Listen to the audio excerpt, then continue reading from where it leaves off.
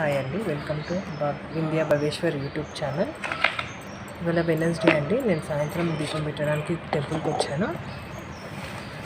So నేను గుడిలో వినాయకుని దగ్గర ఎలా పూజ చేస్తున్నానో అది విధి విధానం నేను చూపిస్తాను. తెలియని వాళ్ళు ఎవరైనా ఉంటే తెలుసుకోండి. నేనేమైనా తప్పులు చేస్తే నాకు కూడా చెప్పండి. ఫస్ట్ దీపం దగ్గర కొంచెం వాటర్ చల్లుకొని ఇలా పసుపు ఇలా వేసేసి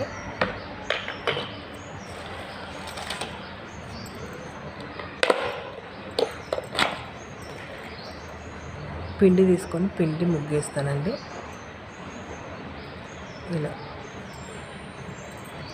ఇలా పిండి ముగ్గు, మ్యాక్సిమం అయితే పద్మ ముగ్గు అంటారు. ఆ పద్మ ముగ్గు